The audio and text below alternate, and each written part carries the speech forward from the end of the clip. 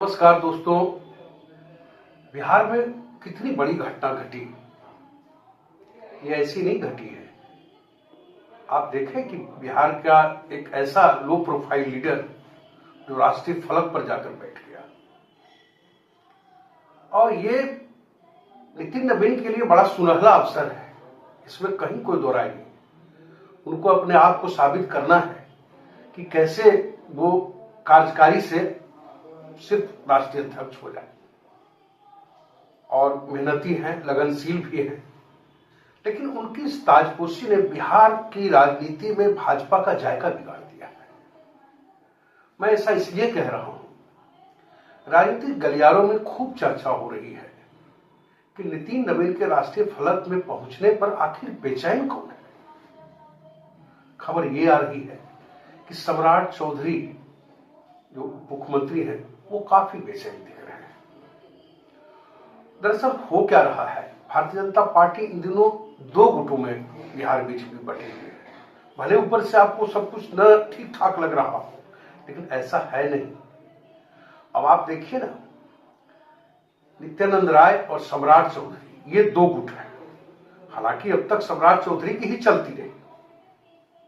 अब तक जो सिनारियो हमने देखा, क्योंकि आपको बताऊं कि पूरे चुनाव अभियान के दौरान हमेशा नित्यानंद राय की यह मंशा रही कि रामकृपाल यादव विधानसभा का चुनाव न लड़े, लेकिन उनके ना चाहने के बावजूद भी सम्राट चौधरी भारी पड़े और उनको टिकट भी दिलवा दिया और मंत्री बनवाने में भी कामयाब रहे।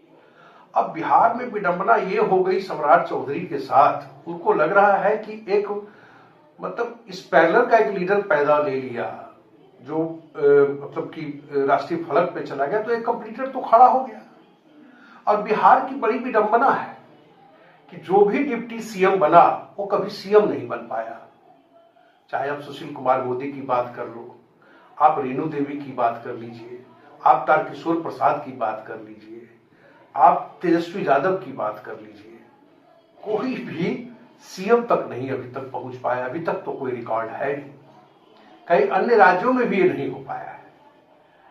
तो ये सबसे, और दूसरी सबसे बड़ी बात है कि सम्राट चौधरी भारतीय जनता पार्टी के उन लीडरों को भी काफी खटकते हैं जो आरएसएस बैकग्राउंड से रहे हैं, यानी कि शुरू से भाजपा से ही उनका नाता रहा है। ऐसे लीडरों के हमेशा आंख में चुभते रहे। और आपको याद होगा कि गाहे बेगाहे अश्विनी चौबे उन पर कई बार हमला इस बिहार पर करते रहे। अब ताजा मामला ये हो गया कि चूंकि अब नितिन नवीन के मतलब कि नेशनल चेहरा बनने के बाद से अब सम्राट चौधरी के पास तो एक और उनके साथ विडंबना क्या हो गई कि है तो वो गृह मंत्री, लेकिन कहते हैं ना कि एक योद्धा को मैदान में खड़ा कर दो और सारा तुनीर, उसके धनुष और गांडीव गदा सब उनके हाथ से ले लो। ये वही अभी सम्राट चौधरी उप मुख्यमंत्री है।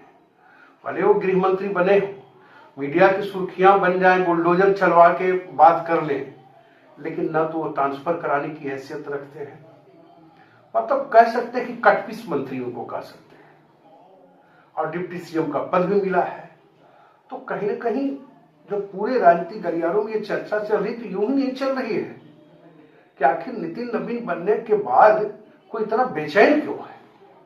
और अब देखो कि नित्यानंद राय जब दिल्ली में रहेंगे तो नितिन नवीन के भी कान फूकते रहेंगे। सम्राट चौधरी भारतीय जनता पार्टी के उन पुराने लीडरों के को चुभते हैं जो शुरू से ही भारतीय जनता पार्टी का मैंने लीडरों में रहा है, शुमार है, लंबे समय से पार्टी के साथ जुड़ा रहा है, और खासकर जिनका आरएसएस से भी नाता रहा है।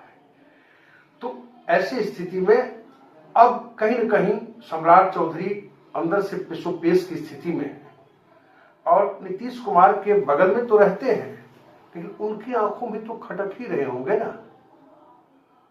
बहरहाल मेरा कहने का मतलब यह है कि भारतीय जनता पार्टी में ऊपर से सब कुछ अच्छा दिख रहा हो, लेकिन अंदर ही अंदर पार्टी के अंदर जो गुटबंदी देखने को मिल रही है और एक दूसरे को साधने की जो कोशिश की जा रही है, वो कहीं ना कहीं आने वाले दिनों में पार्टी के लिए एक परेशानी का सबब न बन जाए।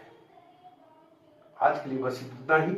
मिलेंगे किसी और खबर के साथ, तब तक के लिए आज्ञा दीजिए। कस्बा 24 के लिए पटना से मृत्युंजय कुमार।